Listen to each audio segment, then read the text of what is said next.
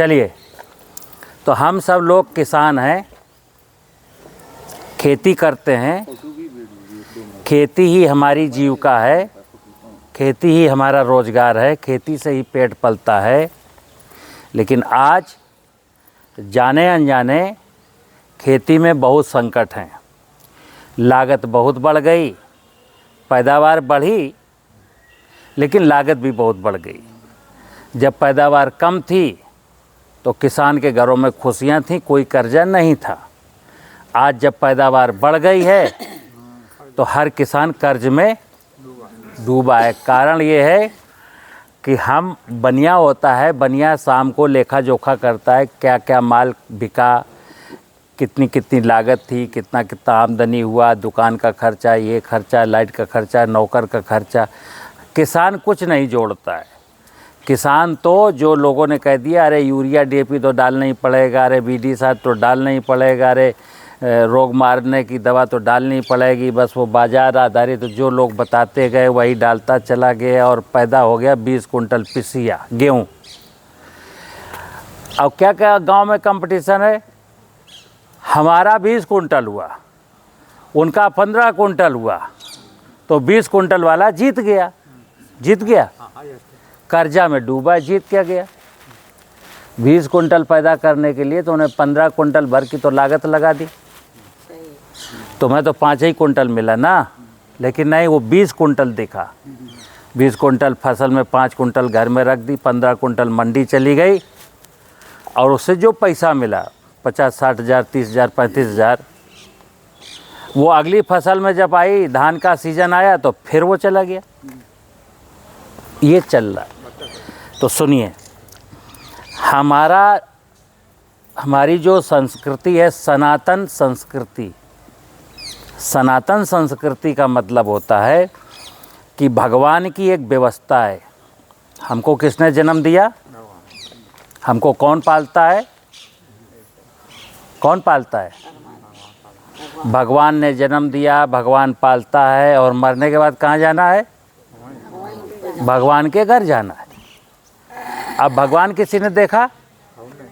नहीं देखा। अब यही सुनना, इतने धर्म गुरु हैं, जगह जगह रोज कथा हो रही है, भागवत हो रही है, भगवान की चर्चा हो रही है, लेकिन भगवान देखा नहीं। भगवान गुरु जी से पूछ भी नहीं रहे हो। वो भगवान की लीला, भगवत कथा बताते चले जा रहे हैं, ताली बजवाते चले जा रहे हैं, तुम सुनते चले जा रहे हो। लेकिन किसी श्रोता ने पूछा, गुरु जी हमें भगवान बताओ, भगवान क्या होता है? नहीं पूछा। अब अगर पूछ लोगे तो बताएगा भी नहीं। 2 कारण है, या तो भगवान को खुद ही नहीं जानता, और अगर जानता भी तो आपको सच्चे भगवान से परिचय नहीं कराएगा, क्योंकि सच्चे भगवान से परिचय करा देगा तो फिर आगे कभी कथा भागवत में तुम बैठोगे नहीं, क्योंकि तुम्हारा तो परिचय हो गया। तो सुनिए, जो सनातन शब्द है ना, वो भगवान का ही शब्द है।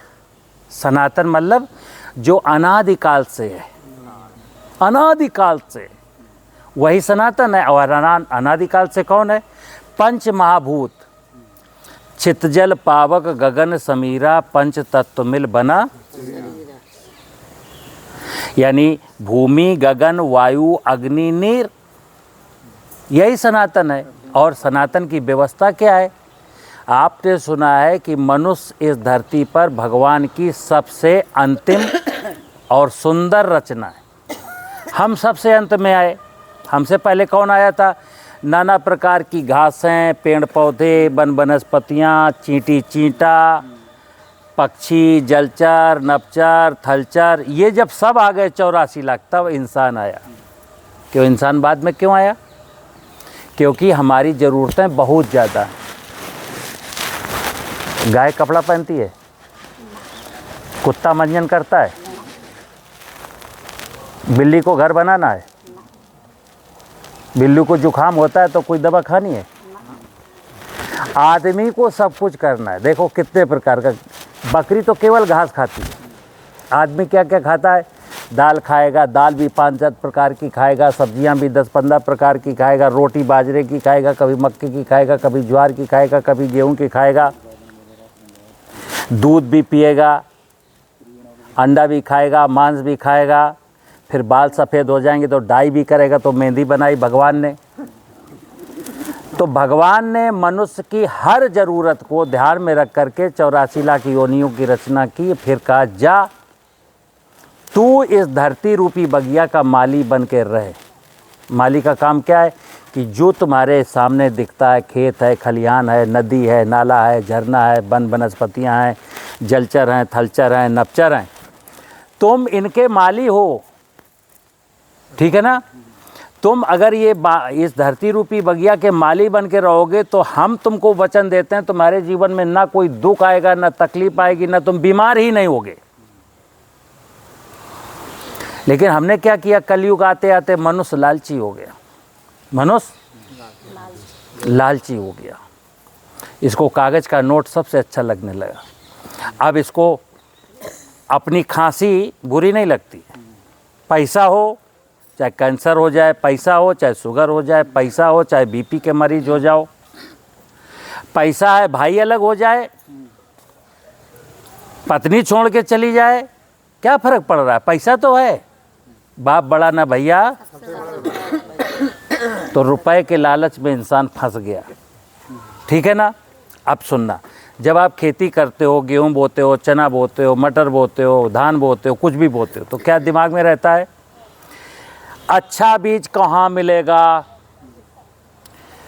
अच्छे अच्छे रासायनिक उर्वरक कहाँ मिलेंगे, पेस्टिसाइड सबसे अच्छा कौन बेचता है, कौन सा रोटावेटर अच्छा है, कौन सा कल्टीवेटर अच्छा है, कौन सा ट्रैक्टर अच्छा है, कौन सी फफूंदनाशक अच्छी है, कौन सा खरपतवार नाशक अच्छा है। सुनना, हमने जो सनातन था उसको भूल गए। जैसे हम जिस ज़मीन में अपना खेती करेंगे वो ज़मीन कैसी होनी चाहिए। धरती माँ है ना, माँ की चिंता कोई करता आज ना, कोई नहीं करता। धरती माता की चिंता कोई नहीं करता, जंगल की चिंता कोई नहीं करता, तितली की, मधुमक्खी की, केंचुए की चिंता कोई नहीं करता, सांप बिच्छी की चिंता कोई नहीं करता। बस अपना काम निकल जाए, अपना गेहूं 20 कुंटल हो जाए, भगवान 1 एकड़ में, बस हम तो यही चाहते हैं।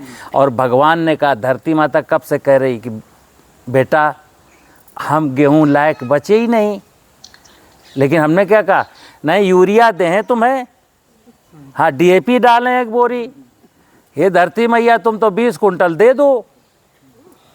तो दवा के यूरिया डाला, डीएपी डाला, ज़मीन के नीचे का ही पानी निकाला, सिंचाई ले लो 10 बार, तुम तो 20 कुंटल दे दो। कल ये धरती बंजर हो जाए, कल नीचे का पानी सूख जाए, कल चिड़िया ख़त्म हो जाए, क्या लेना देना, मुझे तो कागज़ का नोट चाहिए। और भाई साहब मिला कुछ नहीं, आपको फिर बता दूं, इसी चक्कर में जो बिजनेसमैन है ना, खाद दवा यंत्र बेचने वाले, वो तो हो गए धनाढ्य। कैसे धनाढ्य हो गए, आपको नकली उल्टी सीधी चीज़ें पढ़ा के बेच के सबरी आमदनी उनने दल ली अपने गुल्लक में, और तुम हो गए कर्जदार। तो अब सुनिए, कर्जे से मुक्ति पानी है अगर किसी को भी, तो पहला काम है कि उसको दिमाग लगाना पड़ेगा खेती क्या होती है। खेती में 2 निवेश हैं, एक दिमाग, दूसरा श्रम। दिमाग कोई लगाना नहीं चाहता, श्रम कोई करना नहीं चाहता, और बिना श्रम के, बिना दिमाग के कुछ संसार में होता नहीं। जब हम दिमाग नहीं लगाते तो फिर हमसे क्या होता है, उल्टा काम होता है, कुकर्म। जैसे धरती माता को चाहिए कुछ और, तुम देते हो कुछ और। बात समझ रहे ना। जैसे आदमी को प्यास लगी हो और दारू बेचने वाला जब समझ जाए कि प्यास लगी है और प्यास से मर रहा हो, तो कहता है कि 1 पौआ ले ले, प्यास बुझ जाएगी, क्योंकि पानी तो है नहीं। तो हम भी ज़मीन को यही कर रहे हैं। ज़मीन को चाहिए कार्बनिक पदार्थ, जीवांश कार्बन, जैविक खादें, देसी खादें, घूरे की खाद, हरी खाद, कंपोस्ट। और हम क्या दे रहे हैं, ले ले यूरिया, ले ले डीएपी, ले ले पोटास। तो धरती को क्या चाहिए, धरती को जो चाहिए, माँ जो मांगती है वो हम नहीं देते। धरती कहती है कि जो भी आपके फसल अवशेष हैं वो यहीं रिटर्न कर जाओ, लौटा जाओ, लेकिन हमने कहा माचिस की तिल्ली छुआई आग लगा दी। कहा गैया भैंसिया को गोबर इतने डार चाहिए तो वो अमाओ तलैया के किनारे डरो, उठावे की फुर्सत नहीं। हमने क्या समझा, खेती का मतलब है urea, DAP, potash, fungicide, insecticide, weedicide, 4 ton का ट्रैक्टर, उसमें 1 टन का जो है ना पीछे मशीन, धरती को रौंद दो, उलट दो, पुलट दो, उसके भौतिक गुण खराब कर दो, फिर दीमक मारने की दवा डाल के उसके बायोलॉजिकल मतलब जो जीवन है धरती में वो नष्ट कर दो। ऐसी खेती हम लोग कर रहे हैं, इसलिए कर्ज में फंसे। तो खेती कहाँ बोएंगे हम? चना बोएं, आलू बोएं, कुछ भी करें, कहाँ बोएंगे? जमीन में। तो पाँव के नीचे से तो ज़मीन खिसक गई। हम क्योंकि ना हमारा कोई भी बुद्धिजीवी, एग्रीकल्चर का आदमी, कोई भी आदमी, स्वयंसेवी संस्थाएं, कोई भी ज़मीन को फर्टाइल बनाने की बात ही नहीं करती। सब अपनी अपनी बातें करती हैं। संतुलित उर्वरक दे दो, ये पेस्टिसाइड डाल दो, इस यंत्र से जुताई कर दो, बोरिंग करा लो। ये कोई नहीं देखता धरती बंजर होने को आ गई, नीचे का पानी ख़त्म होने को आ गया, जलाशय, गांव के जलाशय सब ख़त्म हो गए, चिड़ियाँ गायब हो गई, जंगल कट गए। कोई सोचता है? बोलो। और आपने भी अपनी खेत के बाबा परबाबा के द्वारा लगाए गए जो पातें लगी थी ना, आम की, महुआ की, शीशम की, बबूल की, आपने भी काट डाले। क्या छाया मारता है साहब, पेड़ छाया मारता है। अब तुम्हारी किस्मत में कौन छाया मार रहा है? पेड़ तो तुमने काट लिया, अब कौन छाया मार रहा है? ध्यान रखना, जब तक हमारे देश के किसान बैल से खेती करते थे, घर में गाय पली थी, अपना देसी हल था, खेतों की मेड़ों पर पेड़ थे, खेतों की मेड़ें बनी थी, बारिश का पानी रुकता था और कोई दवा दारू नहीं डाली जाती थी, तो हम मजबूत थे, बढ़िया पेट साफ होता था, बढ़िया तंदुरुस्त थे। 1 कुंटल का बोरा ऐसे उठाते थे, बाहर फेंक देते थे। हमारे जो बच्चे, जैसे हम लोग स्वस्थ माँ की कोख से जन्म लिए, जितने भी 40 साल से ऊपर के लोग हैं वो सब स्वस्थ माँ की कोख से जन्म लिए हैं। अब आकर के बीमार हुए हैं। और आप जानते हो क्या हो रहा है? अब बच्चा माँ की कोख से ही बीमार पैदा हो रहा है। अब इसका इलाज कौन दुनिया का डॉक्टर करेगा? क्यों बीमार पैदा हो रहा है? क्योंकि माँ उसकी मट्ठा पीना बंद कर दिया, दूध पीना बंद कर दिया, घी खाना बंद कर दिया, दाल खाना बंद कर दिया, वो नकली पनीर की सब्ज़ी पसंद है, उसे पिज्ज़ा चाहिए, बर्गर चाहिए, चाउमीन चाहिए, नूडल्स चाहिए, ब्रेड चाहिए। अब कोई माँ खाती है? बताओ, दाल रोटी किसी को पसंद है? दूध से तो उगताई आती है, पनीर मंगाते बाजार का। ठीक है, सुन लेना। तो ऐसी माँ जो उल्टा सीधा जो भोजन नहीं करना चाहिए वो भोजन करती है, फिर उसके वो गर्भवती हो गई, उसके पेट में बच्चा है। अब कोई सोचे ये बच्चा हंसेगा, मुस्कुराएगा, आनंद के साथ जीवन जिएगा, तो नहीं जिएगा। चूँकि इसकी माँ बीमार थी, माँ की कोख बीमार थी, इसलिए बच्चा भी बीमार पैदा हुआ। उसका ज़िंदगी भर इलाज कराते रहना और माँ बाप मर जाएंगे, फिर वो बीमारी से वो भी मर जाएगा। यही हो रहा है। ठीक इसी प्रकार धरती माता की कोख बीमार हो गई। इसे क्या चाहिए? इसको कार्बन चाहिए, इसमें जीवाणु होने चाहिए। तो हमने पेस्टिसाइड डाल के जीवाणु मार दिए, कार्बन डालना ही बंद कर दिया। हम इसको यूरिया, डीएपी, पोटास खा ले, जो खिलाना चाहिए भोजन वो नहीं खिला रहे। तो क्या है? धरती माता बीमार हो गई। क्या हो गई?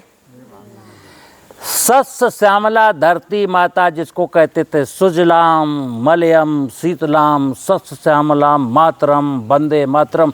तो हम सब सनातनियों ने जो भारत के हैं सनातनी लोग कहलाते हैं कि हम सनातनी हैं।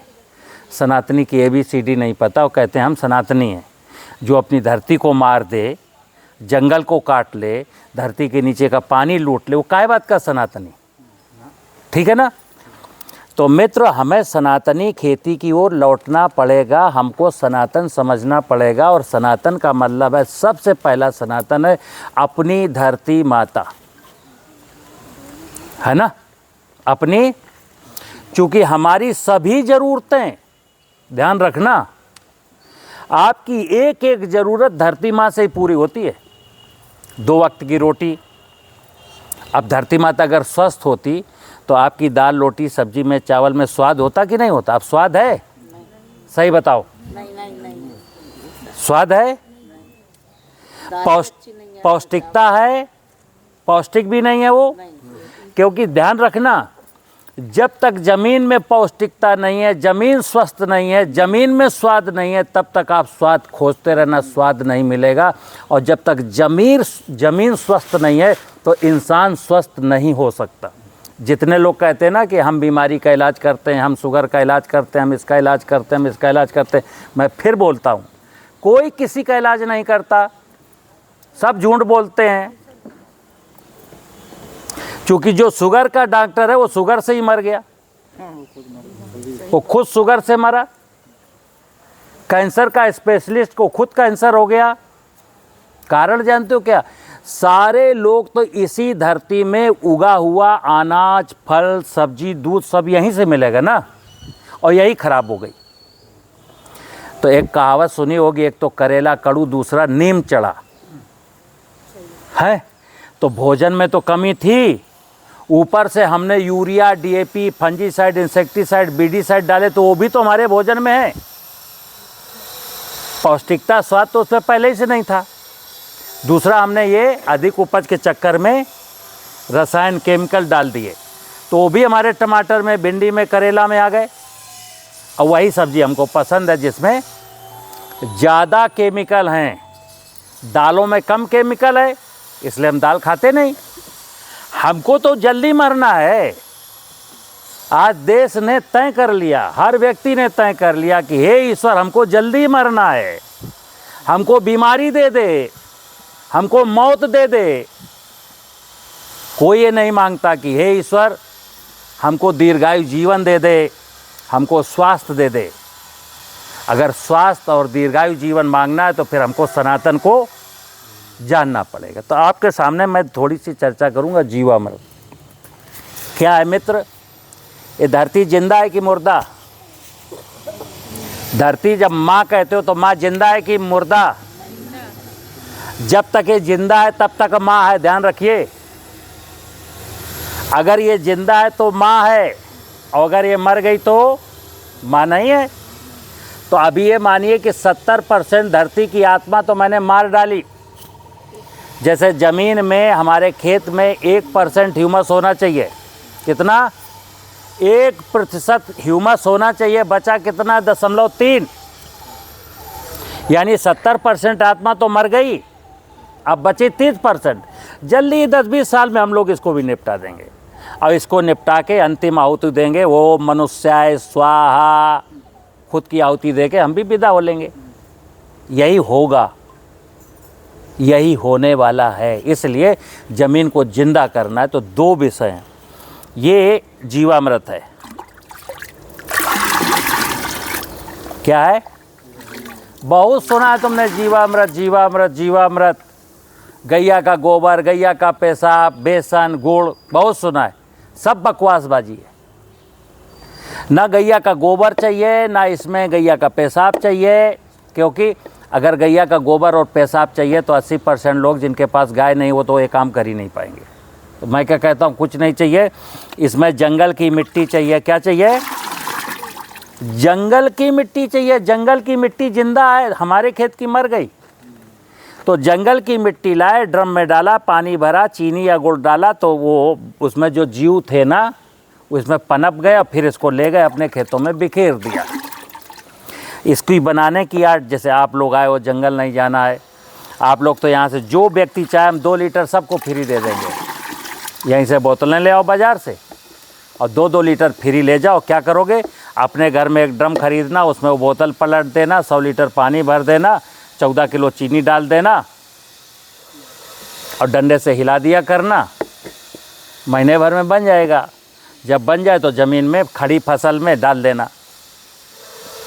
ज़्यादा जानकारी चाहिए तो चूँकि अभी आप आए हो, एकदम से पूरा नहीं दिमाग में घुसेगा तो हमारा फ़ोन नंबर इनसे ले लेना और फ़ोन करके पूछ लेना हमसे। लेकिन बस ये ध्यान रखना कि जीवामृत बिना डाले, चूँकि ज़मीन में रहने वाले जितने प्रकार के बेनिफिशियल माइक्रोब थे, जब आपने कोराजिन डाला है, क्लोरोपाइरीफास डाला तो सब मर गए। तो वो माया जो ज़मीन की मर गई है उसको हमें वापस लाना पड़ेगा। जैसे अगर जामन नहीं है, भैंसिया तुम्हारी छुटा गई थी 6 महीना पहले, अब भैंसिया ब्याह गई, अब आप तुमको दही जमाना है तो जामन तो है नहीं, तो जामन तो चाहे बाज़ार से 2 रुपया का लाओ, चाहे पड़ोसी से मांगो। तो ये एक प्रकार का जामन है, ये जामन है। और ये भी खेत में डालना है। और दूध क्या है? कार्बन है, यानी पशुओं का मलमूत्र, फसलों के अवशेष जलाना नहीं, फेंकना नहीं, बेचना नहीं, ज़मीन में लौटाना है। तो आपने कार्बनिक पदार्थ डाल दिया और जीवामृत डाल दिया तो क्या होगा? डीएपी, पोटाश, जिंक, सल्फर सब की ज़रूरतें ख़त्म। कसम खा लो। जैसे अभी डीएपी की लाइन में लगे थे सब लोग कि नहीं लगे थे? बोलो। डीएपी बड़े आराम से मिली कि थोड़ा मुश्किल से मिली?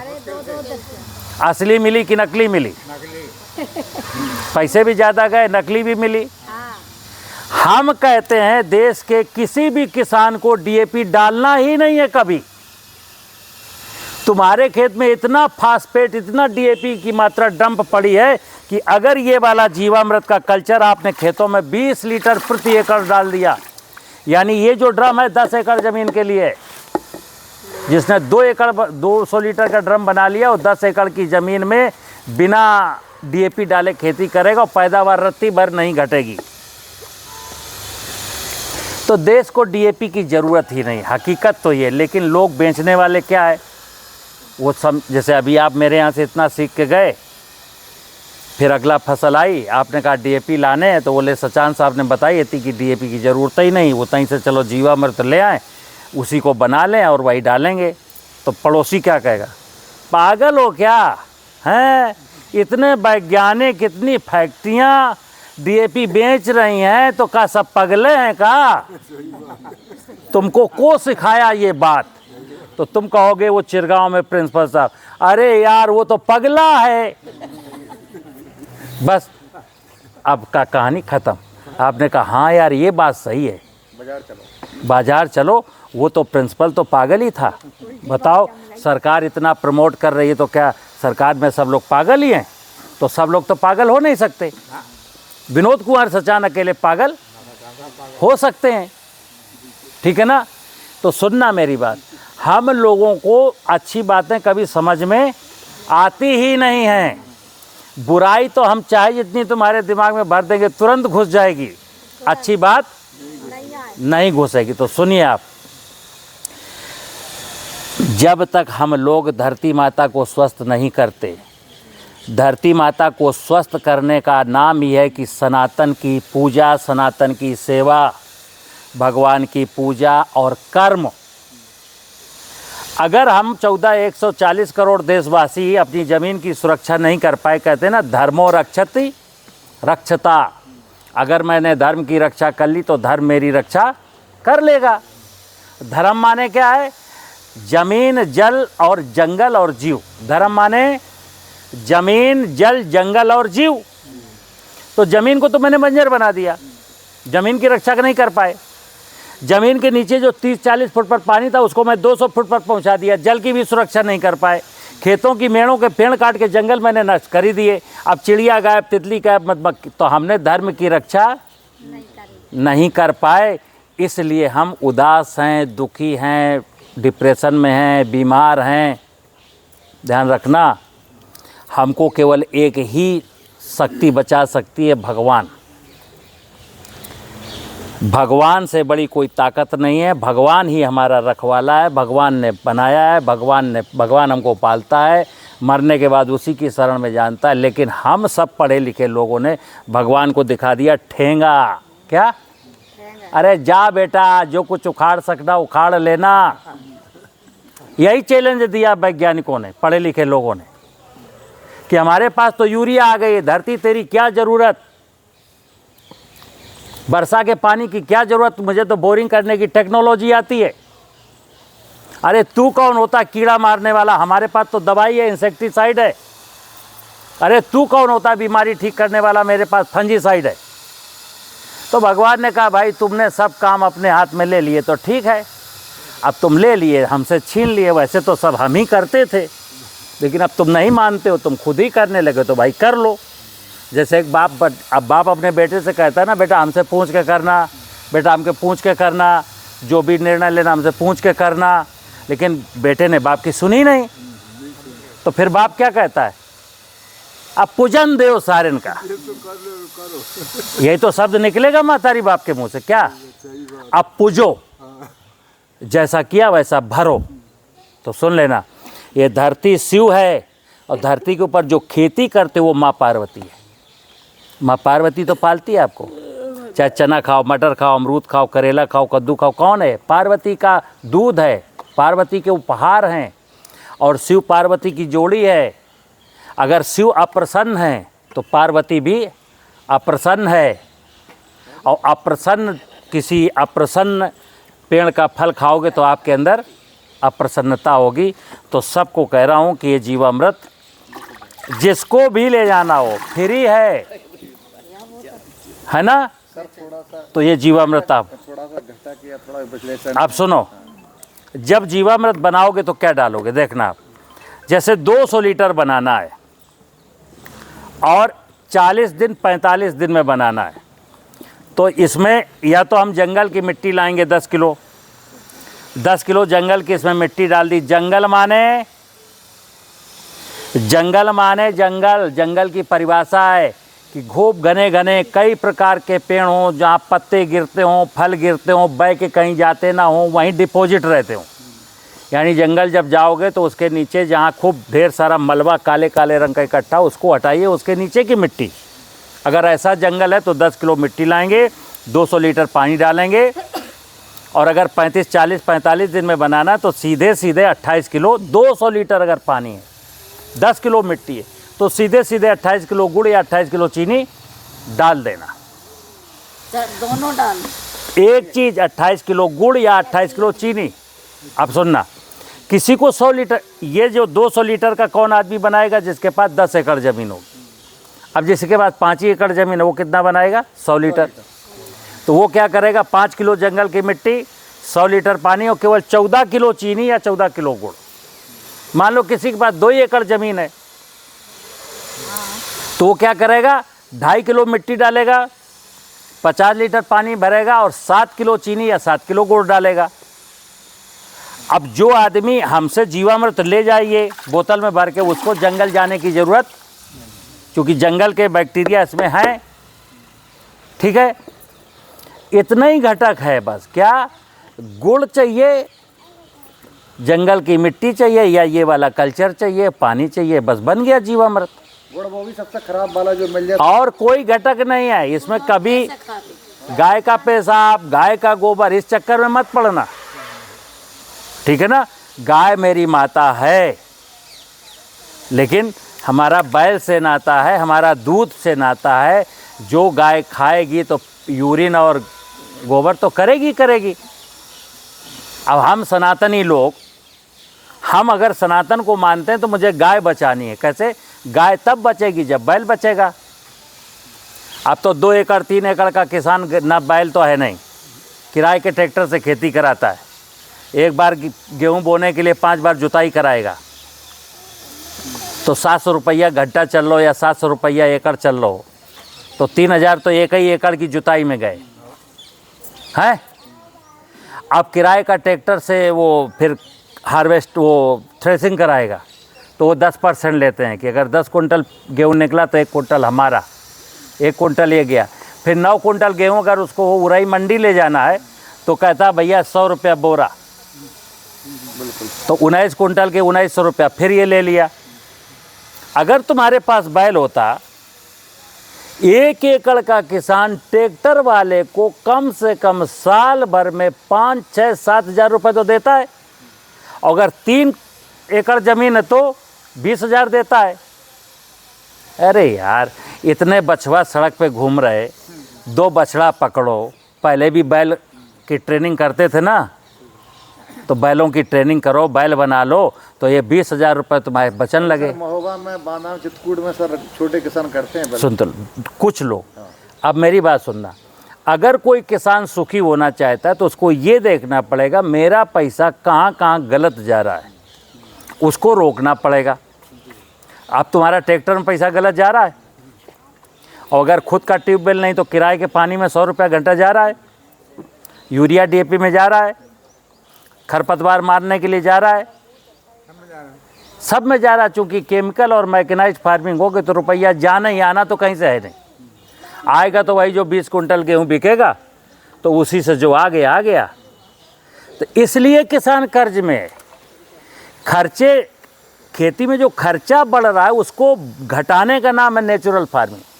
और वो तब संभव है जब हम धरती माता की पूजा, खेत की मेड़ बना लिया, खेत की मेड़ों पर पेड़ लगा लिया, कार्बनिक पदार्थ फसलों के अवशेष वहीं डाल दिया, हार्वेस्टर से नहीं कटाया, आग नहीं लगाई, तो माँ कुछ धीरे धीरे संभालना शुरू हो जाएगी। और जब माँ में जीवांश कार्बन धरती माता में 1% हो जाएगा तो निश्चिंत चद्दर तान के सो जाना। पहले होता था कि नहीं? आज के ठीक 40 साल 50 साल पहले हमारे इसी बुंदेलखंड में चना, मटर, जौ, मसूर, राई, अलसी कोई पलेवा करता था खेत की? फिर बीच में कोई पानी देता था? अब क्यों ज़रूरत पड़ने लगी? क्योंकि जमीन, धरती माता मेरी बीमार है, उसमें जीवांश कार्बन की कमी हो गई, इसलिए वाटर होल्डिंग कैपेसिटी कम हो गई है। नहीं, पहले बरसात की नमी में ही अक्टूबर में चना, मटर, मसूर, राई, अलसी, जौ सब बो लेते थे, बिना पानी के काट लेते थे। आज आप बिना पलेवा के तो कुछ बो ही नहीं पाओगे, और बिना एक सिंचाई के तो मसूर भी नहीं होने वाली, क्योंकि ज़मीन में कार्बन की कमी हो गई है। तो जैसे हमारी माताएं बहनें हैं, अच्छा खाएंगी तो अच्छे बच्चे को जन्म देंगी, स्वस्थ कोख होगी तो स्वस्थ बच्चा जन्म लेगा। इसी प्रकार मेरी ज़मीन अगर स्वस्थ होगी तो स्वस्थ फसल पैदा होगी। अगर धरती माता की कोख बंजर है, जीवांश कार्बन कम है, तो बीमार फसल पैदा होगी, और बीमार फसल जब इंसान खाएगा तो इंसान बीमार होगा, और फिर जब इंसान बीमार होगा तो डॉक्टर के यहाँ जाएगा, फिर डॉक्टर 15-20-25 हज़ार तुमसे झटकेगा। तो आए थे हरिभजन को घूम फिर के कहानी वही, डाक के 3 पात, रहे बीमार के बीमार, रहे गरीब के गरीब, रहे कर्जदार के कर्जदार, कितने भी घोड़े दौड़ा लेना। सनातन को नहीं कंसीडर किया, सनातन को नहीं समझे, तो आप समझ लीजिए देश के किसान जिनके पर, किसानों पर जो कर्जा, वो कभी कर्जा नहीं उतरेगा। और सिस्टम चाहता है कि तुम कर्जदार बने रहो और ये धंधे चलते रहे। यानी तुम शकुनी के साथ जुआ खेलते रहो, मुकुट हार जाओ, ज़मीन की उर्वरता हार जाओ, ज़मीन के नीचे का पानी हार जाओ, फिर आखिरी में धर्मराज युधिष्ठिर क्या हारे थे बताओ? द्रौपदी को हारे थे भाई साहब। इस समय देश के किसान वहीं पहुंच रहे हैं, वहीं पहुंच रहे हैं।